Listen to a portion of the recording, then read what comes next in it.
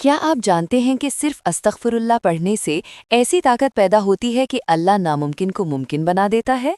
آج میں آپ کو ایک ایسا سچا واقعہ سناؤں گی جو آپ کا ایمان تازہ کر دے گا۔ یہ واقعہ ہے ایک نیک بندے اور امام احمد بن حنبل کا، ضرور آخر تک سنیں۔ ایک مرتبہ امام احمد بن حنبل سفر پر تھے۔ رات کا وقت ہو گیا تو آپ ایک مسجد میں آرام کرنے کے لیے داخل ہوئے۔ مسجد کے خادم نے آپ کو پہچانا نہیں اور کہا، آپ مسجد میں نہیں سو سکتے، باہر چلے جائیں۔ امام صاحب نے فرمایا، میں بہت تھکا ہوا ہوں، بس یہی رہنے دو۔ لیکن خادم نے نہ مانا اور آپ کو مسجد سے باہر نکال دیا۔ مسجد کے قریب ایک نان بائی یعنی روٹی بنانے والا تھا۔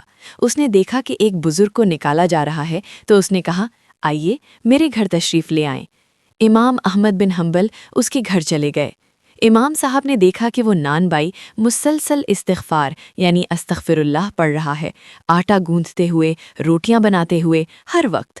تو امام صاحب نے پوچھا، تم اتنا زیادہ استغفار کرتے ہو، کیا تمہیں اس کا کوئی فائدہ ملا؟ نان بائی نے کہا، جی ہاں، میں نے اللہ سے جو بھی دعا مانگی اللہ نے قبول کی، بس ایک دعا ابھی تک قبول نہیں ہوئی۔ امام صاحب نے پوچھا، وہ کون سی دعا ہے؟ اس نے کہا، میں چاہتا تھا کہ میں امام احمد بن حنبل کو دیکھوں۔ یہ سن کر امام احمد بن حنبل رو پڑے اور فرمایا، اللہ کی قسم، اللہ نے تمہاری دعا قبول کی، مجھے گھسیٹ کر تمہارے گھر لے آیا۔ استغفار میں بہت بڑی طاقت ہے، یہ گناہوں کو معاف کرتا ہے، دعائیں قبول ہوتی ہیں، اللہ ایسے راستے بناتا ہے جو ہم سوچ بھی نہیں سکتے۔ دیکھا آپ نے، استغفار کی کتنی بڑی طاقت ہے۔ اگر ہم بھی سچے دل سے استغفار پڑھیں تو اللہ ہماری ناممکن دعاؤں کو بھی قبول فرما سکتا ہے۔ اگر آپ چاہتے ہیں کہ آپ کی دعائیں بھی قبول ہوں تو آج سے کثرت سے استغفار شروع کر دیں۔